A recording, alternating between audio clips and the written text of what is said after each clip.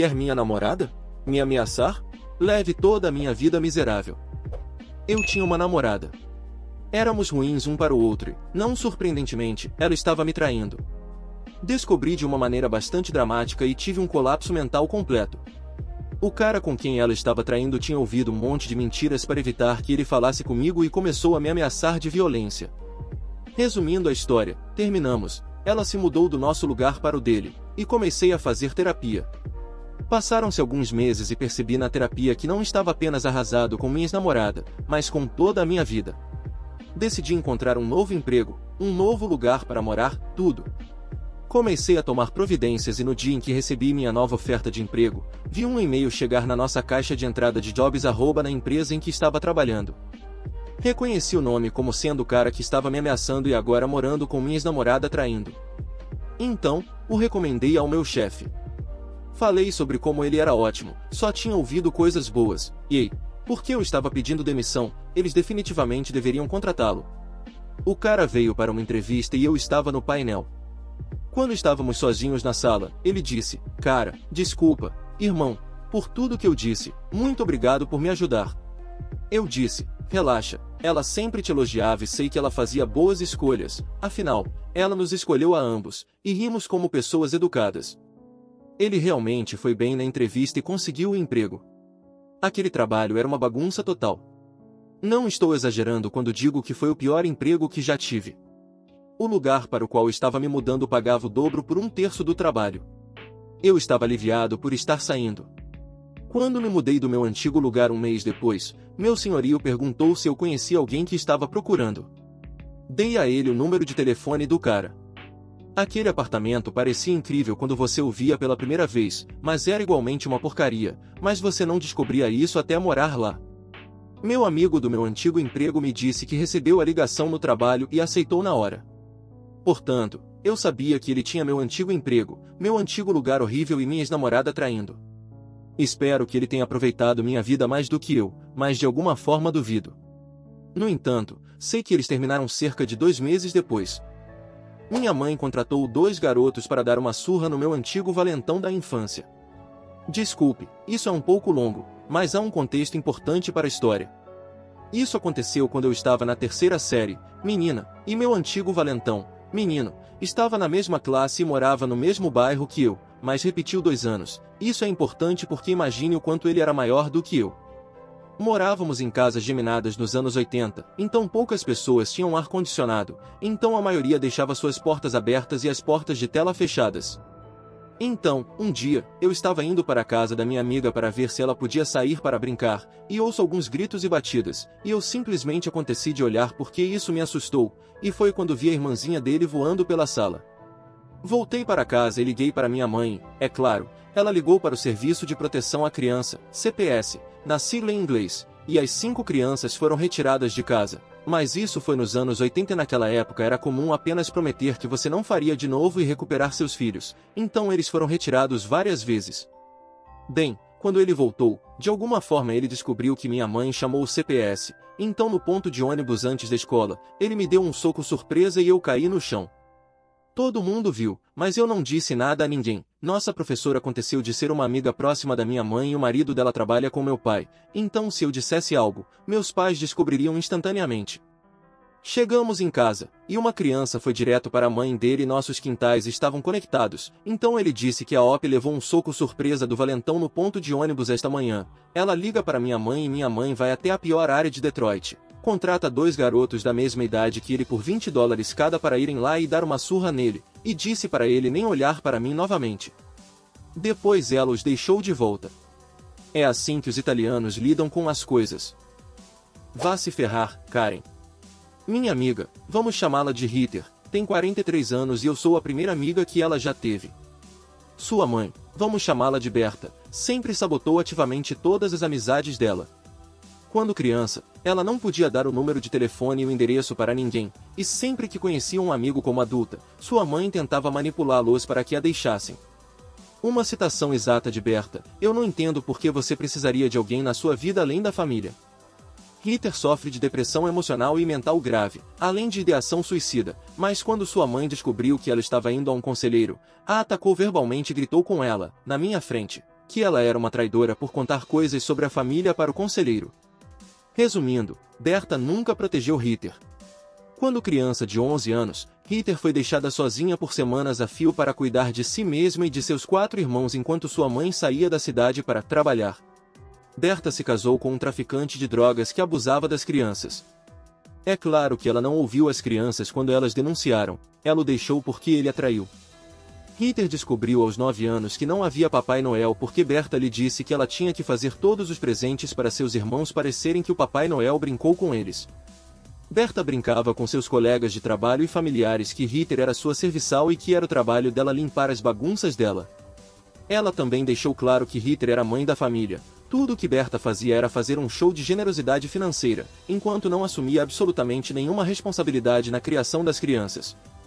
Tenho tolerado essa pessoa porque sei que Ritter ainda está trabalhando em seus problemas e ainda não está forte o suficiente para mandar Berta se catar, mas estou ficando sem paciência.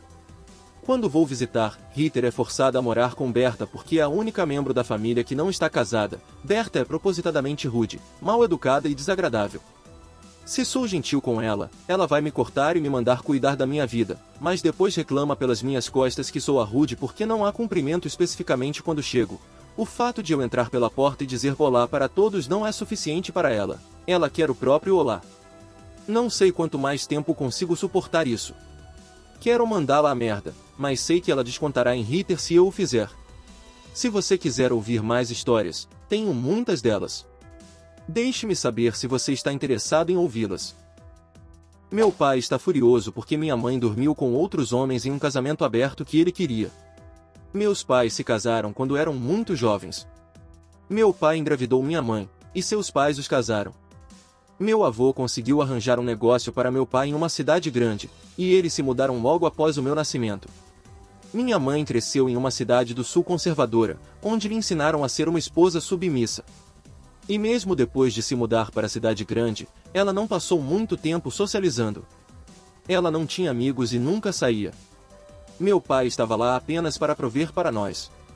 Ele sempre estava viajando a trabalho e não estava presente como marido para minha mãe ou como pai para mim. Meu pai ganhou muito dinheiro, então nunca nos faltou nada. Crescendo, me tornei a melhor amiga da minha mãe. Conversávamos sobre tudo. Eu a encorajei a fazer amigos e encontrar hobbies. Depois de anos de incentivo, ela começou a frequentar um parque próximo e fez sua primeira amiga, uma instrutora de ginástica. Encorajada por sua amiga e por mim, ela decidiu se inscrever na academia. Lá, ela conheceu mais pessoas e começou a ter alguma vida social, mas continuou me contando tudo. Acredito que a nova secretária do meu pai deu a ele a ideia, mas ele pediu à minha mãe por um casamento aberto há quase um ano. Ele disse a ela que não estava feliz no casamento e que ela não estava lhe proporcionando tudo o que ele queria. Minha mãe, que é uma esposa cristã, ficou chocada e me contou sobre a proposta entre lágrimas. Sugeri que ela se divorciasse, mas ela disse que não acreditava nisso e que não seria ela a encerrar o casamento deles. À medida que meu pai insistia, eu sabia exatamente onde isso terminaria se minha mãe concordasse. Sua amiga e eu a convencemos.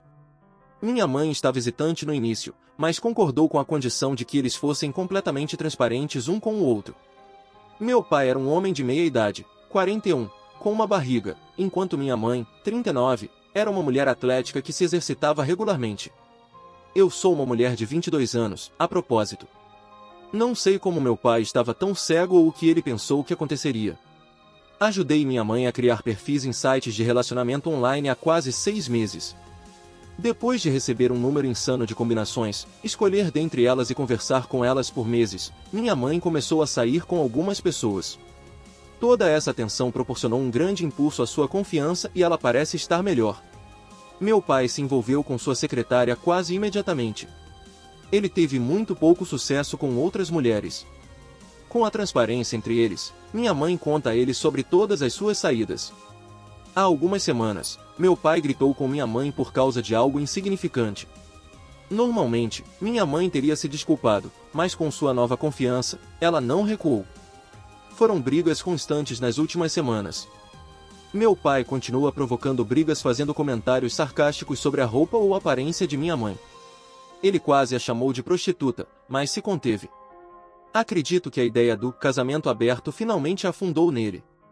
Minha mãe me disse que ele tentou conversar sobre encerrar o casamento aberto, mas ela imediatamente recusou a ideia. Acho que eles vão se separar. Meu pai nunca esteve presente para nenhum de nós, mas a ideia dos meus pais se separarem ainda parece estranha. Não sinto pena do meu pai, mas estou feliz por minha mãe. Atualização: alguns dias após minha postagem anterior, meu pai saiu de nossa casa e entregou o divórcio para minha mãe em uma semana. Meus avós não sabiam de nada disso, mas meu pai contou a eles quando entregou o divórcio.